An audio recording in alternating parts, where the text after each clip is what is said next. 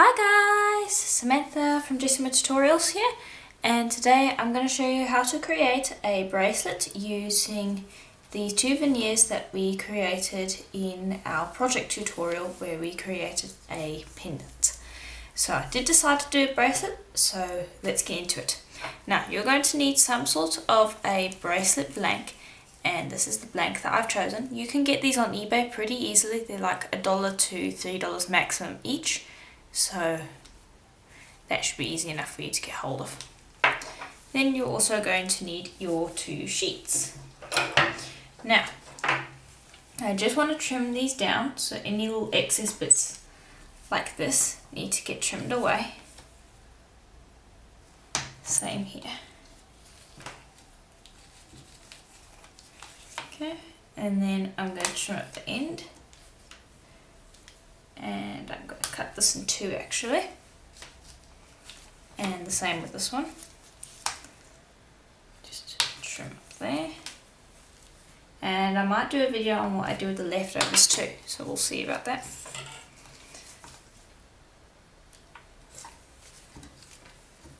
Just busy trimming everything up so I can fit them all together.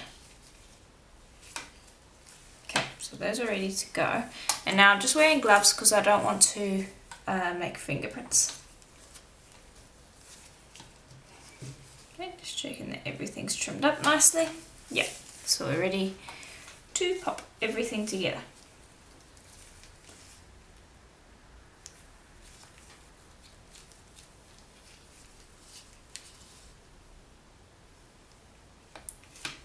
And this isn't completely straight.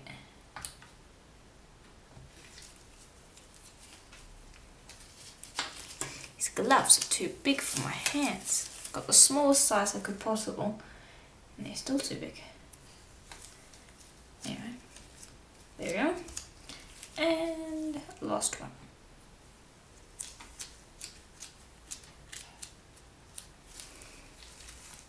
Actually, I should probably, let me just check. Yep. Just need to make sure that it is wide enough for my bracelet blank. I want to make this long enough so it's longer than that piece, and that piece will wrap around our cuff quite nicely. So just make sure that when you're doing this that your sheets form a veneer that is going to be long enough for you. Okay, then I'll just grab a plain piece of printing paper, and just like before I'm going to need to take my glove off for this because it will stick. Just like we did in the previous video, you will go over those seams and you will burnish. And just lift up, check, burnish some more, and continue until it's a nice solid veneer. Okay, all smoothed out. I should be able to pick that up and use it as one veneer. And now I'm not worrying if the back here is a bit untidy. I have a cat in the room, and so you're going to get cat hair if you have a cat wandering around. But that's fine because we will put a backing on. So I like to look at it as my cat Kit Kat's stamp of approval on a piece. Anyway. So we didn't even need this piece. So I'm going to see if I can separate it there. Yeah, I can. There we go. Okay, and now I'm gently pressing down on the cuff. I like this one because it's got a slight curve to it. So it's not just a flat cuff, it's got a nice inward curve. You can find lots and lots of different styles on Etsy. I've already done a bracelet on YouTube if you want to go and have a look at that. It's quite a nice bracelet cuff actually, I really like it. Okay, now what I'm doing is I'm going around and I'm pressing against the edge here because I want to separate the veneers. One of the best ways is to press against the edge to create a weak spot, and then you go along with a craft knife and just trim up the rest. I'll do that on the other side. And then what we're going to do is we will bake it. Once we've smoothed it out, we will put a backing on. And at the same time as when we're putting the backing on, we will put the backing on, bake it again. Then once it's baked, we will coat it with a layer of liquid clay. And then we will go and put those little coral pieces that I put on the pendants as the focal pieces. And then we will antique, and that will be our bracelet. So it will match perfectly with our pendant. And you can see how nicely this blade, the craft knife, traces this out, because we have already pressed it against the edge, therefore creating a nice guide for our knife to go through.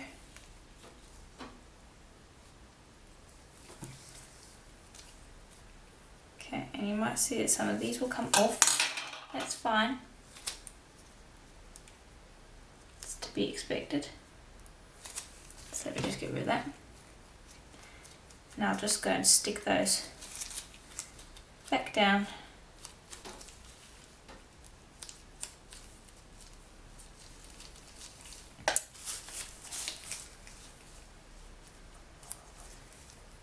And now I just need to do some final smoothing, making sure that I don't have anything on my gloves, because I don't want to stick that. And I'm just going to go around with my finger and smooth it out. Now we're going to be coating this with liquid clay, so we don't need to worry too much about it being completely smooth. It's best to get it as smooth as possible, but you don't have to worry a lot about it, because this will already have a little bit of a minor texture to it because of the effects that you have put on the clay. So I'm just busy flattening it out. I had a few air bubbles in here, and now I'm just going to go around with my blade one last time.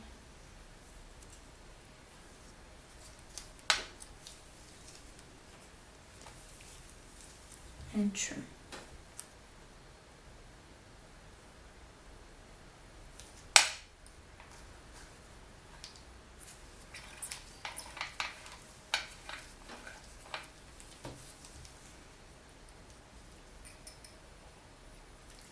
Okay. And then I'm just going to take care of this paint that came off. If you see any straggly bits, just gently press them back down to the surface of your clay. And that's the last thing you'll need to do. Then you will pop this in the oven at Primo's recommended temperature for a full hour, because we want this base to be as strong as it possibly can. Then we'll put the backing on and we'll create this really nice bracelet. Okay, so it is out of the oven and I have let it cool. So now we are gonna carefully get it off the blank. There we go. Easy enough. Pop the blank away. And now we have our bracelet. So next you will take a blade, your craft blade, and just trim along the inside here, because you're going to have a slight rim and I personally don't like it. So I'm just going to gently scrape that out the way. And if it's not that big a rim, I'll leave it, but I want to get rid of most of it because it's a bit of a sharp edge and it can cause a little bit of a problem when making the backing. Also, if you look here, you can see all sorts of little cracks and things, and I really like that. So you can see cracks here. That's because the liquid clay will crack a little bit as you're working with it, so you'll find that it does these cool crackles. So an option for this is you don't even put the paint on the liquid clay. The liquid clay sit, and then you roll it through a pasta machine to get it to crack, and then you'll get this really cool mic shift crackle. So I will have to do a tutorial on that sometime. It's just such a cool effect that I just happened to see now that I really think it would be quite cool. So I'll have to do a tutorial. I'm not sure if I'll do it on YouTube or Patreon, we'll have to see. But it's a super cool technique. So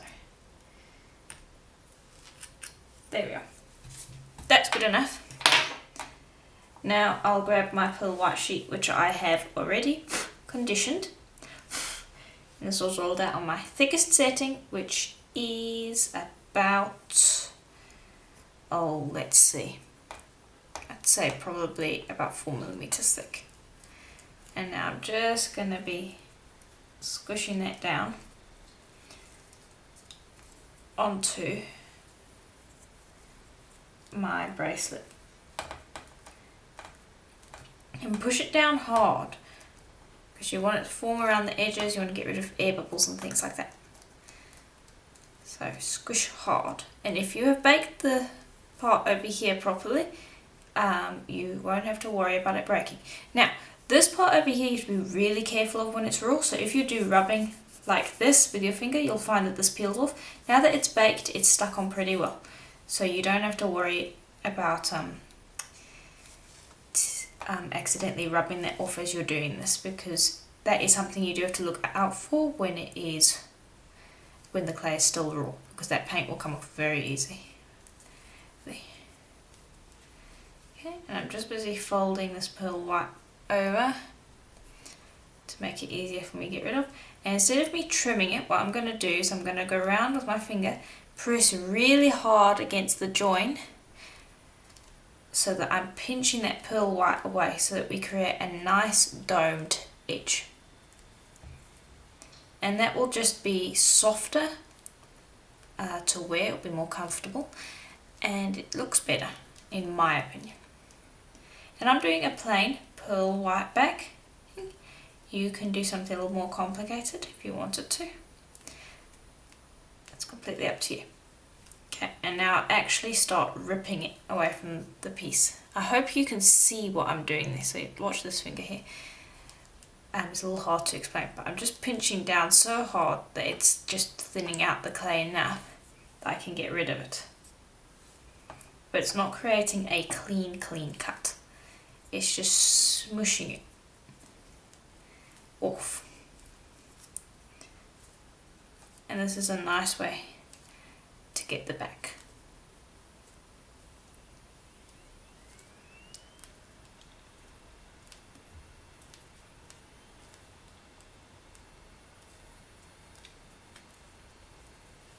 Okay, there we go. I'll pack that away. And now just go around, get rid of any excess little bits that are left. You can see there's a few little bits that haven't come away cleanly. Just go around your finger. Just going around and smoothing should be enough to get rid of it.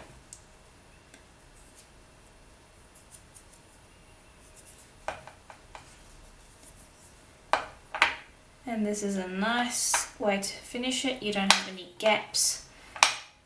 The two sheets meet up together really nice. Okay, let me get rid of that. Okay, now the next step is to smooth off. So I'll use my finger for that. You can put on gloves if you want. I'm not too worried. Should be just fine. I don't like putting a texture on the back of my bracelets because I find that it's a little bit uncomfortable. When you wear it, it can be a little bit rough. So for instance, if you use a sandpaper texture, it actually feels like you've got sandpaper wrapped around your wrist. So as far as bracelets are concerned, I don't recommend putting texture on the back. I think it's a great way to get rid of fingerprints, and it is fine for pendants because those aren't moving around on your wrist too much. They're not rubbing against your skin or anything. But as far as bracelets or rings go, and even collars to a certain degree, a sandpaper texture isn't the best.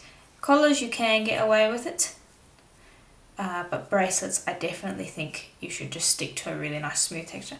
All you need to do is you need to avoid surface effects because you will rub it off, and just go with your finger and smooth and run your finger around inside here, and it will smooth it off really nicely. Okay, now you can see how nice and flexible that is. So I'm going to pop that back in the oven, just like that, on its side. And I'm going to bake that for another full hour, and then we can coat with liquid clay and pop down our little white flowers and probably put one in the middle over here. Okay, so it is out of the oven, and now we are ready to coat it with liquid clay. So I've got Kato clear liquid clay, and that is what I'm going to be using.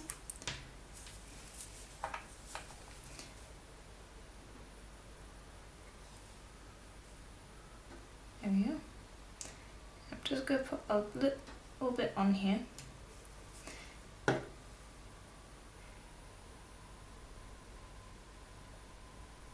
And I'll just coat it. Now it's important with these bracelets to use a tiny amount of liquid clay. You don't want to be using too much because this is an object where it's very easy for the liquid clay to start running off. So don't be going and using too much liquid clay. You need enough that it's going to coat your piece, but not so much that it's going to be sliding all over the place.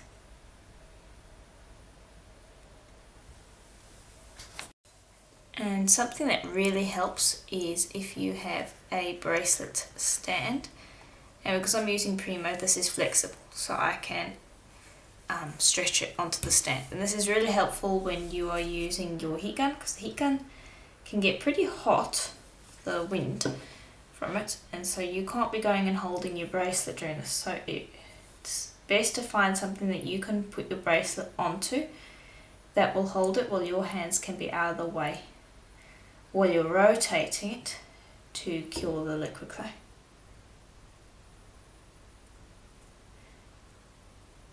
Okay, and just make sure you get the edges. It's very easy to miss the edges.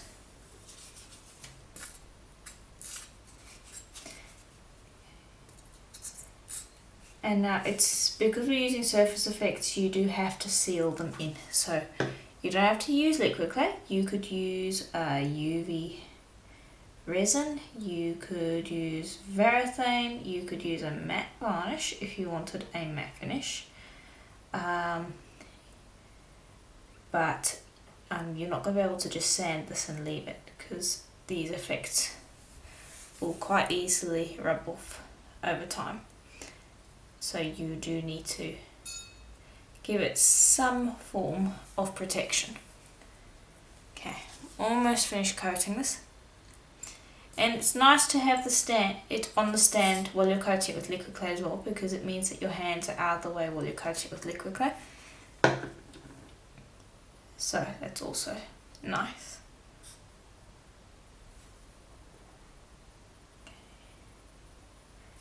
Last little bit. Okay.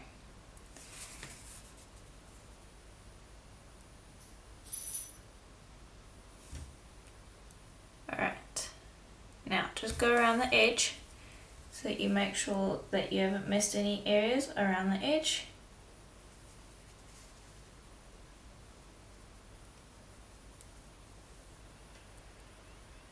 Okay, and wipe your finger and then go around right beside the edge and swipe off any little dribbles that you might have, because you don't want that either. Oops, sorry, I went off camera there. Okay, now we're ready to bring over the heat gun. Set on your hottest setting and lowest wind speed. And we'll start on one end.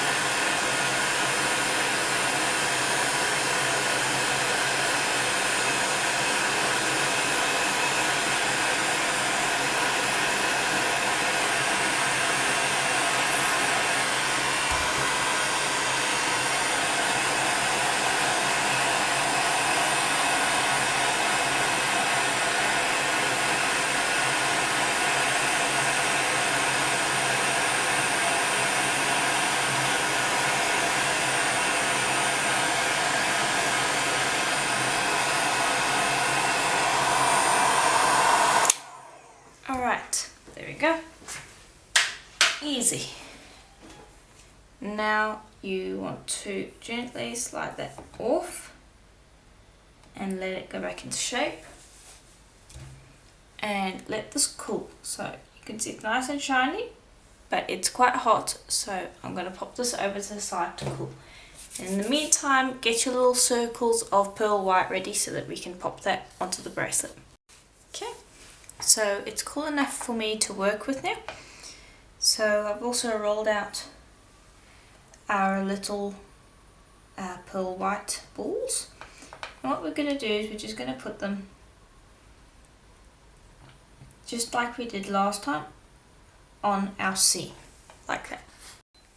Okay. And we'll bring over a piercing pin. Oh wait, no. First, use the ball tool. Pop a hole in, then use the piercing tool.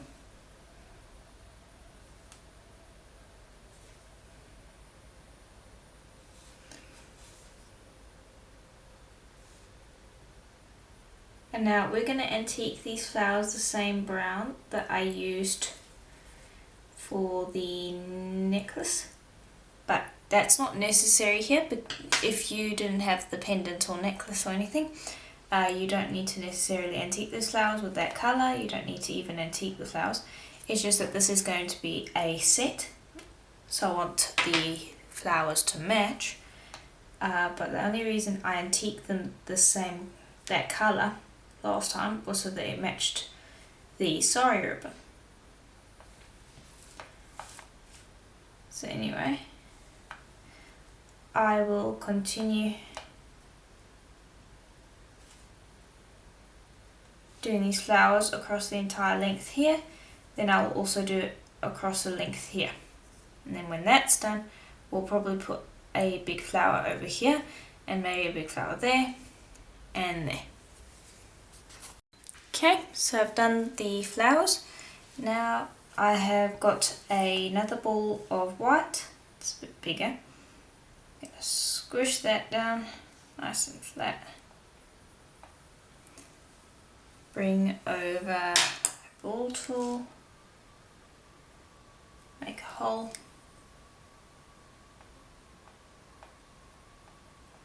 Trace out around that hole.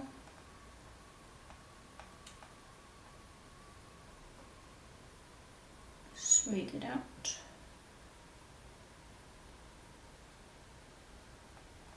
Okay. And then I'll just use my pin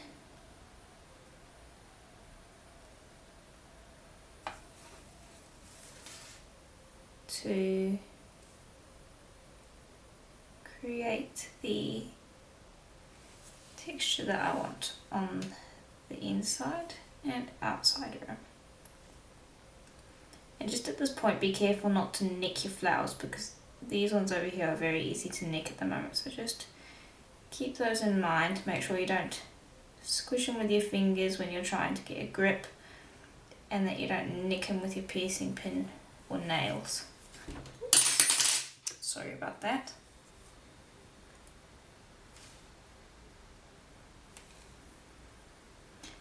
This will make a nice little centerpiece.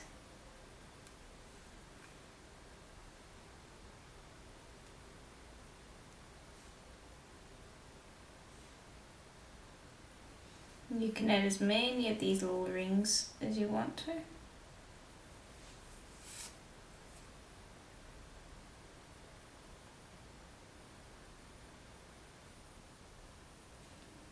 Okay, and I'm going to have a look at it as soon as I'm done here and decide whether I need any on this side and the other side.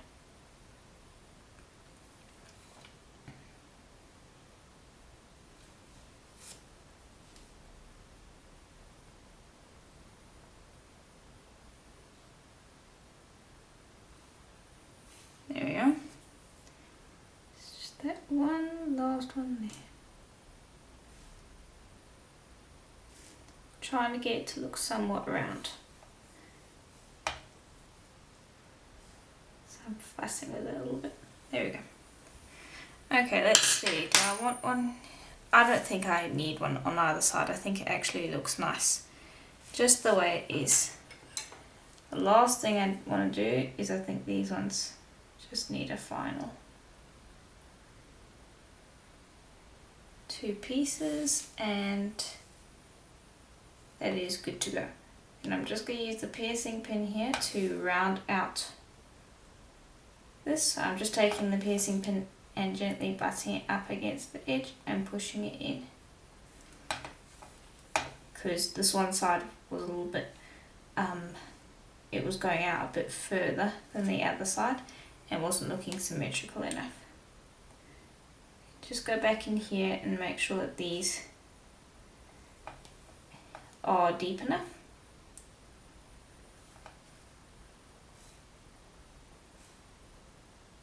Okay. Grab this, press it in, give it a little double check of everything, make sure we're happy. Yep. So you can see it's all nice and shiny.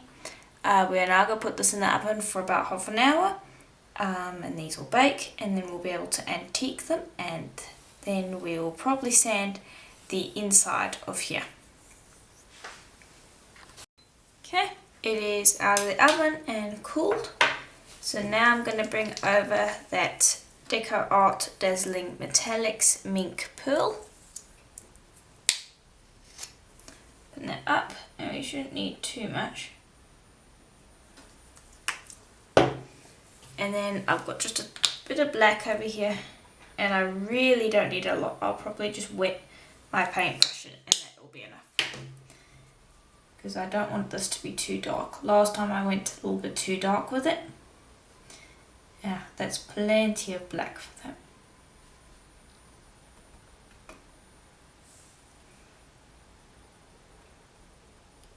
Okay. And we go in and we antique.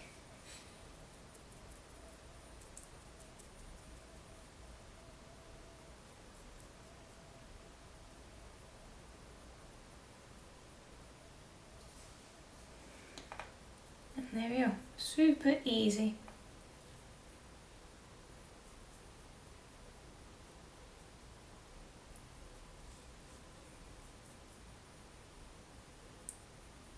Okay, bring over the wet wipe and we'll clean up these edges first.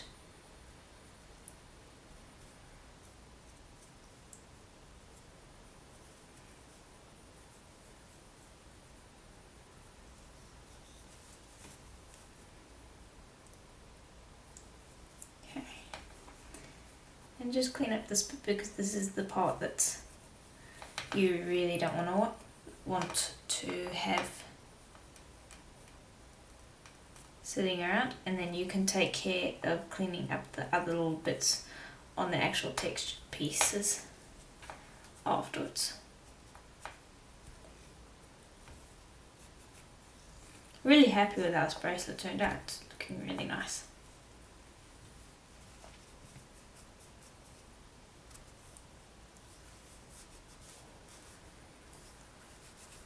Okay, so that should have cleaned up the edges. Now I can just go and wipe my surface.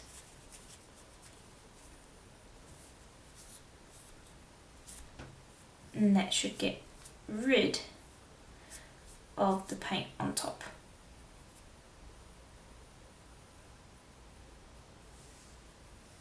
There we go. I'll pop that in the oven for another 15 minutes to set the paint, and then we will sand. Okay, so it's out of the oven. Now I'll bring over my polishing cloths.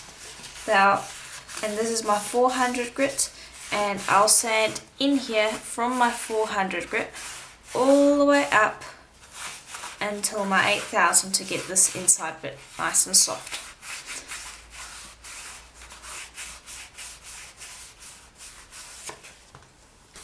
Okay, so that is all finished, and here is what our bracelet looks like. It's got a nice inside that's nice and smooth.